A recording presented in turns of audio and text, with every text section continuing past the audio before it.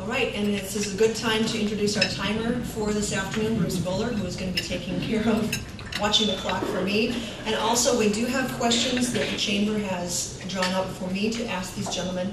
If you have a question, the cards that are on your table and the pens, please go ahead and jot your question on that card and just hold it up in the air. Because we are in such tight quarters here, just hold it in the air and someone from the Chamber will come by and grab it, and then they'll bring it up to me. We hope to get through as many questions as we can. The first question goes to Congressman Walz. The largest government intervention in financial markets since the Great Depression has been voted upon and approved in the House and Senate and signed by President Bush. Representative Walz, explain the reasons behind your vote against both bills which were brought forward last week. Well, first of all, there was a guiding principle, and many of you in this room received calls from me on my style of leadership is to build coalitions. It was that way when we built winning football teams. It was that way when I worked in the classroom to get our students to achieve. It was that way in the military as we trained our warriors to protect us. In this situation, I reached out to many people, and the guiding principle was what is best for the working people of America. And I can tell you, what got discussed last week in Congress is so detached from regular life. Let me tell you what's happening in America when we talk about financial crisis. They talk about capital flows. We understand that. And they acted like we were ignorant of the fact that it would affect our retirement and things like that. Let me tell you what's wrong in the economy right now. What's wrong is I go out about once a month or so and teach government at some of the local high schools. And I was in Alden, Congar a while back, and I met this wonderful young teacher, enthusiastic, ready to go. $17,000 in student debt, has 3 young children, makes $30,000 a year. The school district can't afford health care, so he has to pay $12,100 right off the bat. That's the economic situation many Americans are facing.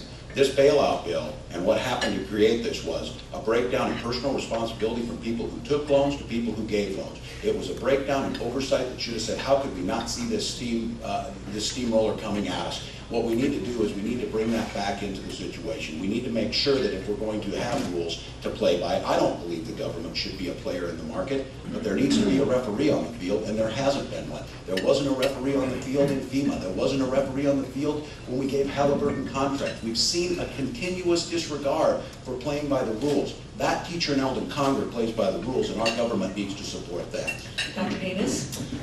I would be against the bailout bill in its current form, and I'm also curious that Congressman Walz, just 2 months ago, did vote for a bailout of Fannie Mae and Freddie Mac. There's some inconsistency there. But what I think that we need to do is solve the underlying process first. We hear talk about a 21st century economy. And we learned plenty of things in the 20th century about over-leveraging. We allowed institutions to over-leverage. We allowed individuals to get loans that didn't have the capacity to keep up with them and pay for them. We had an energy crisis that developed, and that led to this housing crisis and the bubble burst on the housing market. I believe that a bailout bill must first address some of these underlying problems, including getting rid of the subprime mortgage lending practices that have developed in this country over the past 10 years. Okay. Well again, and and this is just to be sure for the crowd, this is a 30-second rebuttal, please. Dr. Davis told you that when you came in here you'd see some stark differences, and I think you will. I found in Washington one of the biggest things is to start to place blame, start to find where the blame is, start to try and shift that. The fact of the matter is we have people that have had stagnant wages, they've had rising health care costs, they have tuition that's out of reach of their children, and they're seeing this happen on Wall Street. And to say that we're bailing out and to go find the partisan points or whatever are not going to address the core issues. This is a time for serious issues. We need to understand why our jobs are leaving this country and they're not returning. We need to understand why healthcare costs continue to skyrocket.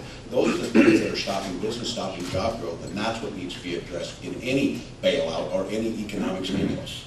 Dr. Davis, you can rebuttal again if you like.